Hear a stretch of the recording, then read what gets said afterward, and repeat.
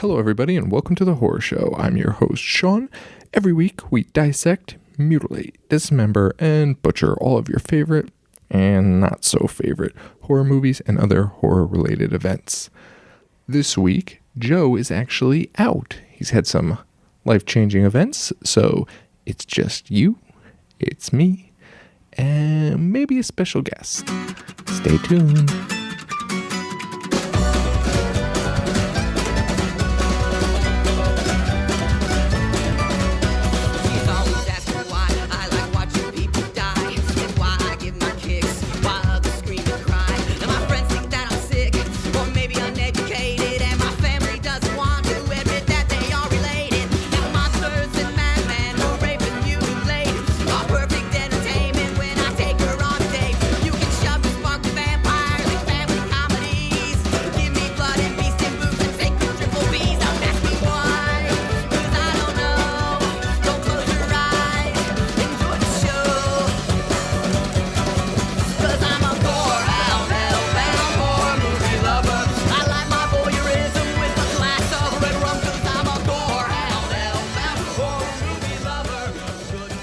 Hey guys, welcome to the show.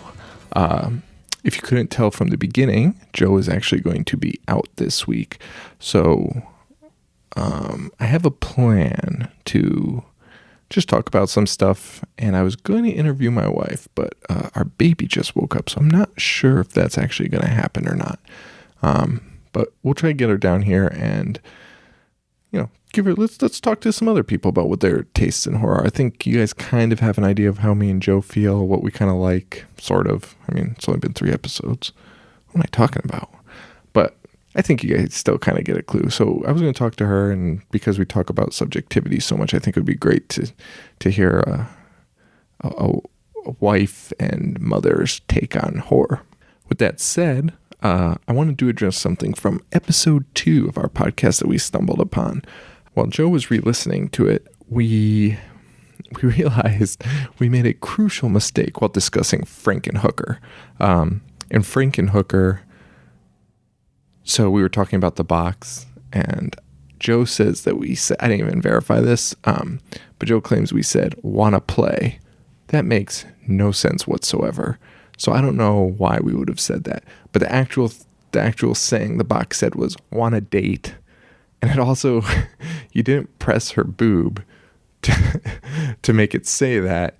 You pressed it was like a lamppost above a subway station, which I actually remembered when we were talking about it. I said, isn't that what you pressed? And he said, yes. It wasn't her breast like I thought. Which, I mean, why wouldn't she just, the movie's called Frankenhooker, and you had a half-naked woman on the cardboard art, on the VHS art. So why are we splitting hairs here? You might as well just let the kids touch the boob, right? But, you know, you gotta have some standards, I guess. So I'm recording this actually I live in a 3-family house, and, well, it's 3 floors. And so I've relocated to our 2nd floor, which I thought would be more quiet. Pretty sure it's more noisy. The cars sound like all of the windows are open. I can hear every single one of them. So if you hear some background noise, I really apologize. This was really last minute. I'm just trying to get an episode out to you guys, because I don't want to jip you guys, but also this was the dilemma I had this week. So Joe had he's planning a wedding, and then his basement flooded. So we weren't able to record an episode. And I don't want to put out a bad episode, and I don't want to put out no episode. So I was kind of stuck. So I hope you guys like this, and please give me some feedback, because if you guys absolutely hate me sitting here talking, then I will come up with another solution. But I don't want to derail any momentum. I think what we're doing is pretty good, and I hope you guys like it, because I'm just trying to put some content out there for you guys, and we can talk and have a discussion, and maybe these episodes where Joe's not around, maybe we can do more viewer-related stuff. Speaking of viewer-related stuff, I actually wanted to give a shout-out to a fan of ours.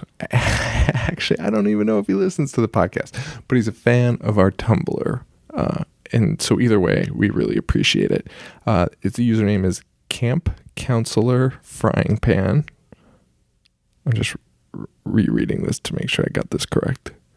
Camp Counselor Frying Pan. Yes, I believe that is correct. So Camp Counselor Frying Pan responded to one of my Tumblr posts about the Evil Dead remake that was in 2013, I believe. Yeah, I think it was 2013. Because I wrote a post talking about it, and basically my point of that the post was kind of, I really loved that movie. I thought it was amazing. The gore was out of control. I loved it. And I felt it kind of got an unfair criticism because it's a remake of such a popular movie, a beloved movie, really, not even popular. I mean, people adore that movie, myself included.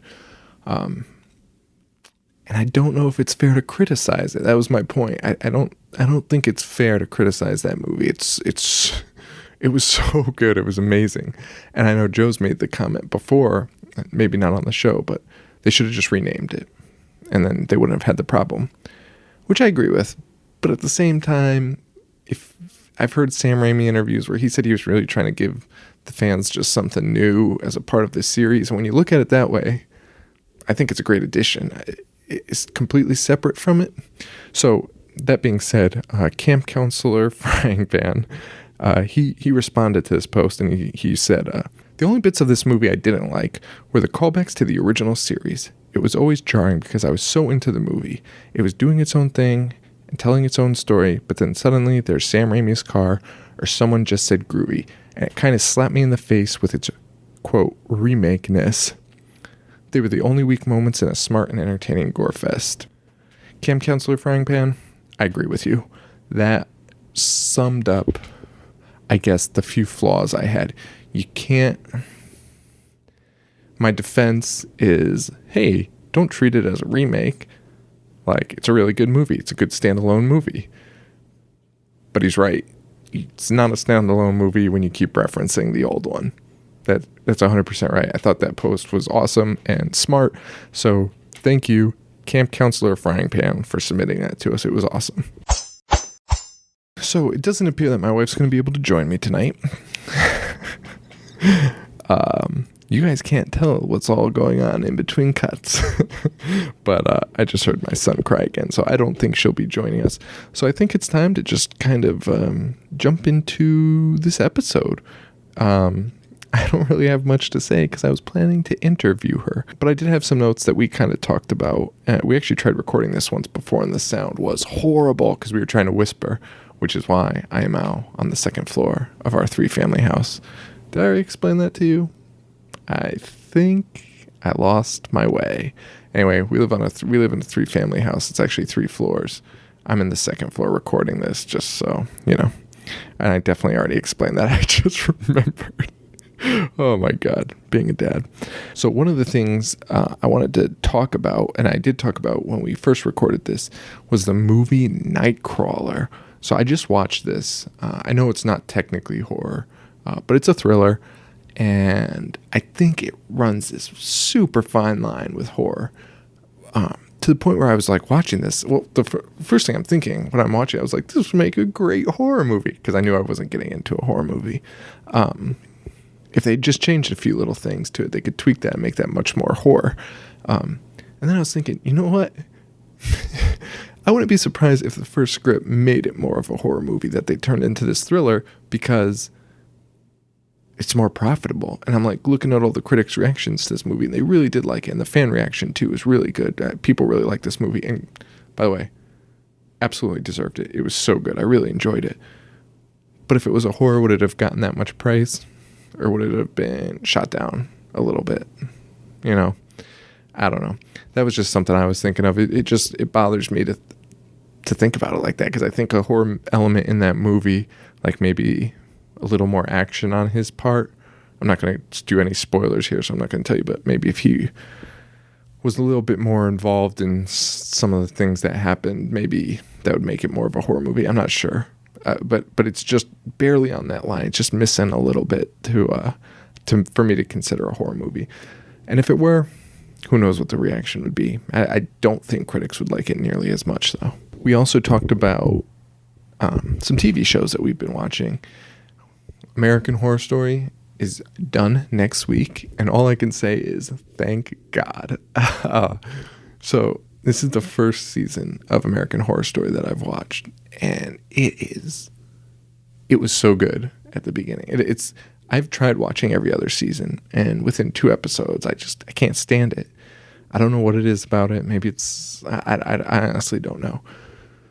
I mean, having a horror show not on cable is tough. I mean, well, regardless. Anyway, Freak Show, it captured my imagination immediately. I loved the bad guys. I loved the story. I loved the freaks element. It was all amazing.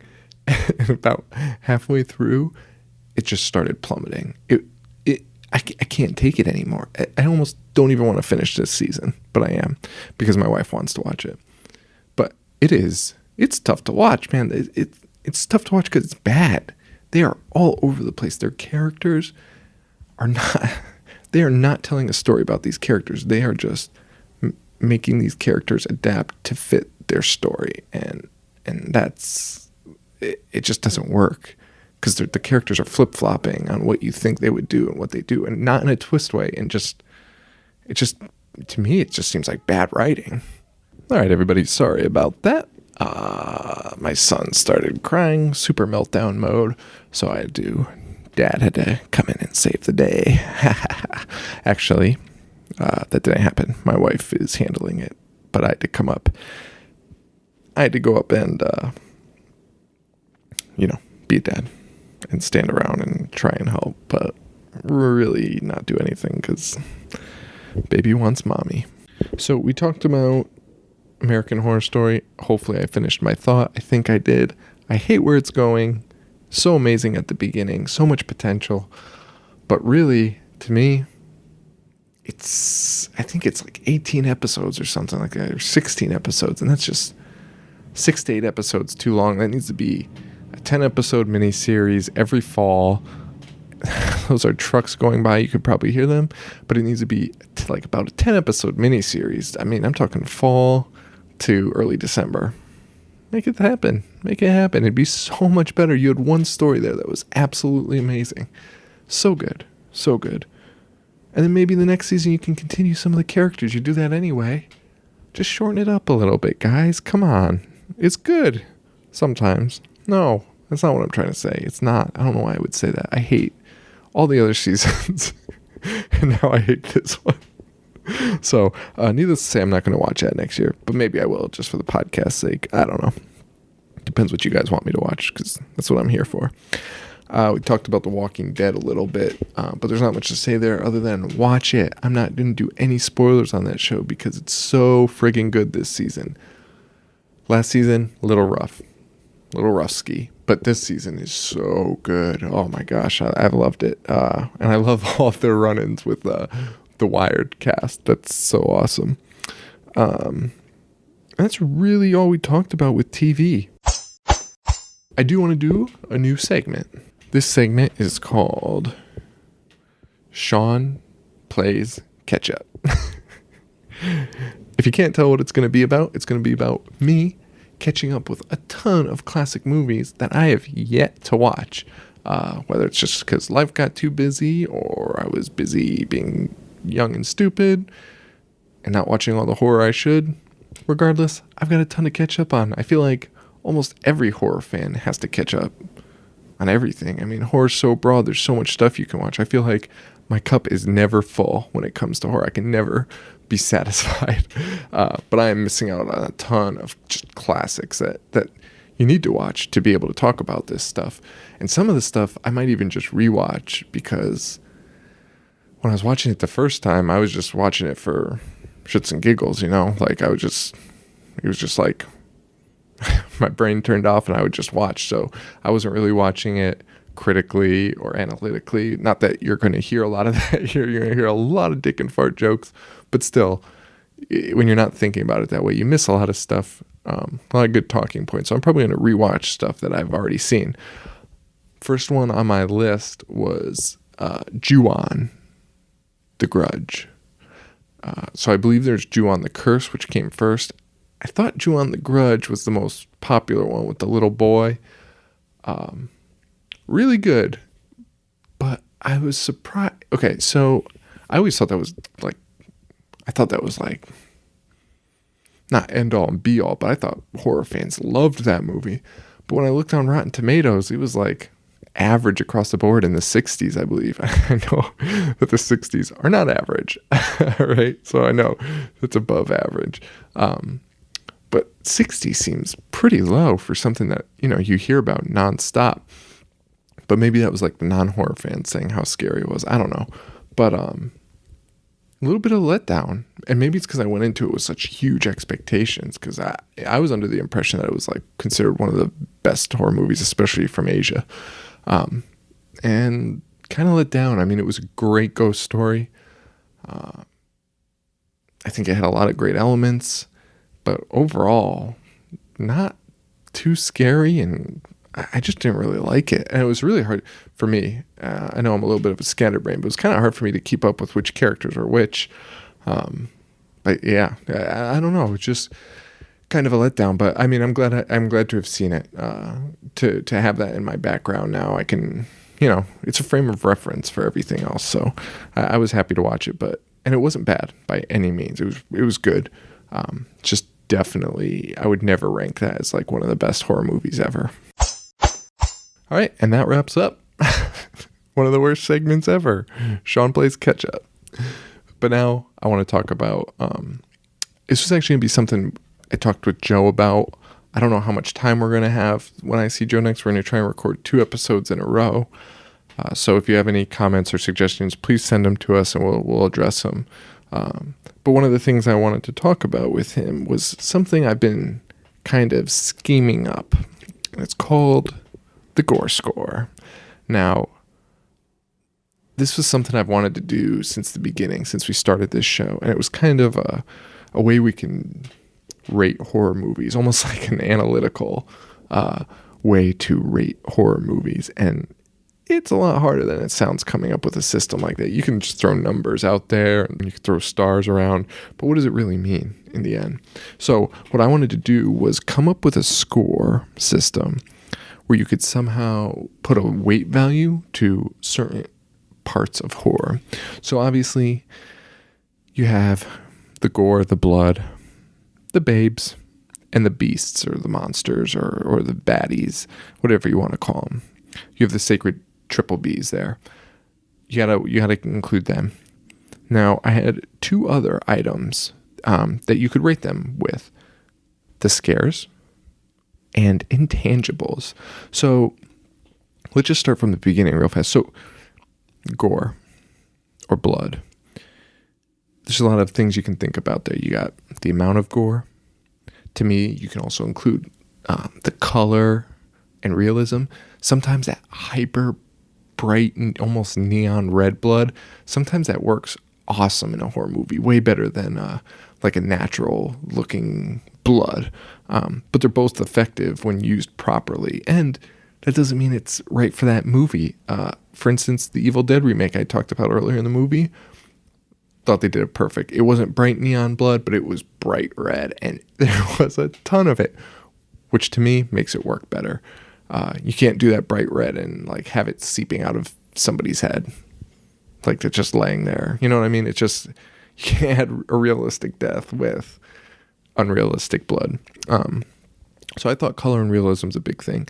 The splatter, how the blood splatters is a big thing, I think, to me and other people. And then the brutality, which isn't necessarily have to do with the blood, but just the level of brutality in the movie, because that's part of gore, man. In my opinion, if you're talking gore, it's not just the blood, it's how it's done. So I included brutality in there. Next one is babes. So I think boobs, I'm not trying to be sexist or a pig, boobs is a big thing only because of the way horror is.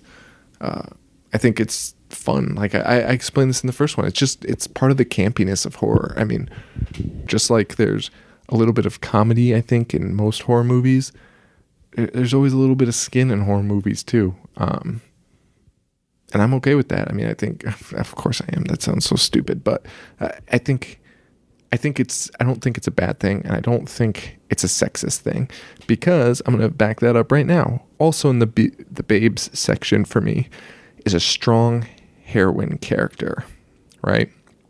So my go-to in this is High Tension.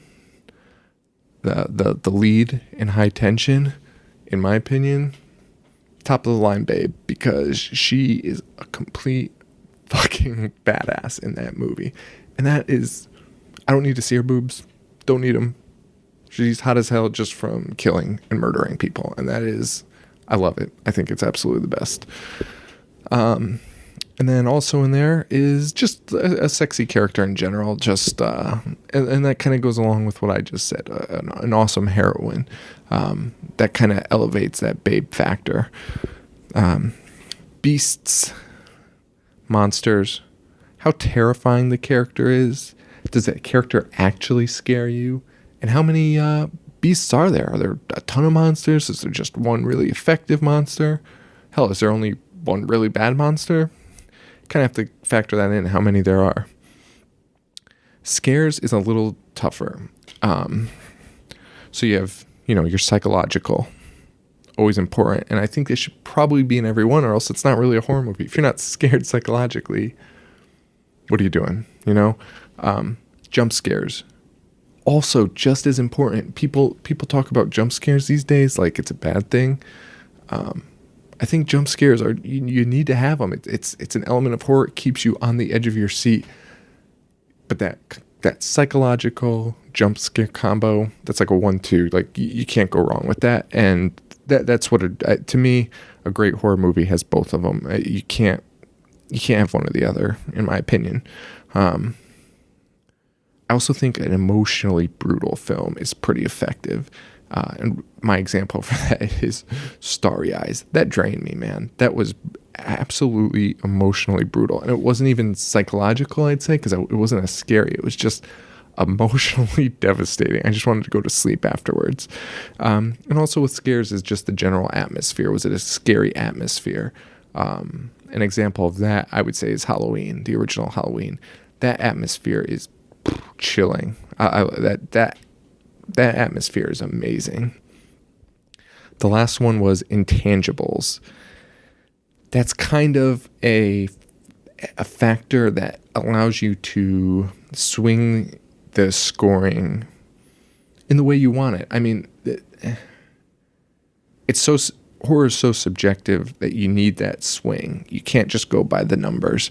And Intangibles does it. In Intangibles, I considered music, how much heart the film has, like Housebound, I said had a lot of heart. It was emotional. It was a really good movie. But that adds to it. I would even put nostalgia in it. We all saw Friday the 13th when we were younger. You got to kind of factor that into how good it is and what you want to rate it. And the last thing is just something you can't quite explain. How many movies have you seen where you're like, you love it, you have no idea why? There's just that little something that you need to rate it. You need to give it a little bit of a bump. So basically what I did was you add up, I went on a 5-star scale for each of those categories, and then you add them up and divide them by 5, and you kind of have a loose scoring system that I'm still working on because I feel like there should be some more weight there. But it came out pretty good. So an example that I did was Texas Chainsaw Massacre, right? I gave the gore 5 stars. It's awesome. The Babes, 3-star. I haven't seen this movie in a while. But to me, I think The Babes were pretty good for what it was. But I don't think it was anything stellar. Beasts, obviously 5-star. Fucking Leatherface, are you fucking kidding me? Scares, 4-star. Jump scares were decent, but I mean the overall scariness of it is because it looked like a snuff film, man. It was crazy. And then Intangibles, I have 4 stars, but I'd probably go up to 5-star on that. Thinking about it now, but we'll just say the 4 stars because I had already done the math and I don't have a calculator with me. So 4 stars. So what I did, added it up, divided by 5, came to 4.2. I rounded down 4 stars. I think that is a fair number. Texas Chainsaw Massacre is one of my favorites. I don't know if I would call it 5 stars or not, though. Or maybe I'm overthinking it. I don't know.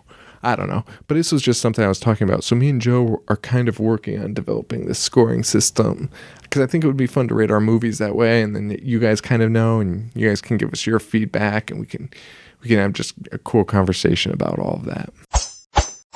So yeah, that's the gore score.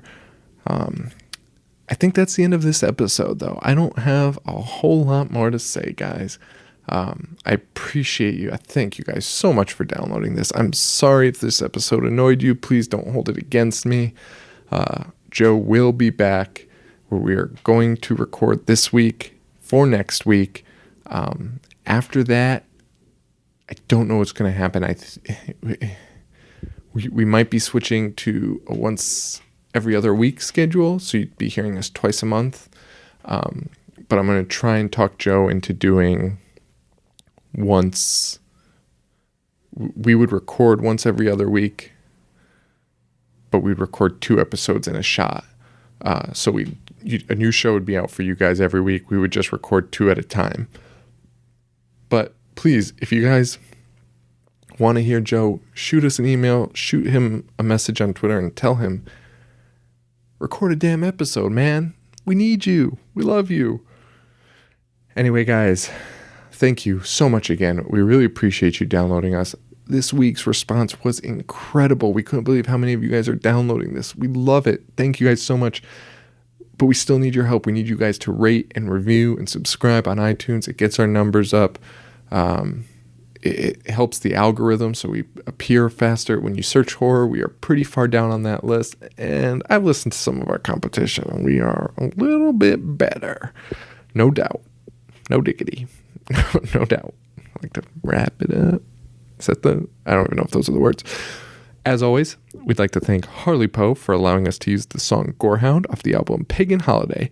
You can find him at harleypoe.com and facebook.com/harleypoe, and he has the links to the Bandcamp and iTunes pages from his website to purchase his music. You can also check out our site, ihatehorror.com, for those direct links. You can find me on Twitter at robots8me, ROBOTSATEME. You can find Joe at JoeV421. You can find us on Tumblr, which is it's been great. We've had great experience on it. We're having a blast on it, posting stuff. It's really fun. So much cool horror stuff. But you can find us on Tumblr at I Hate Horror. Yes, that's correct. ihatehorror.tumblr.com.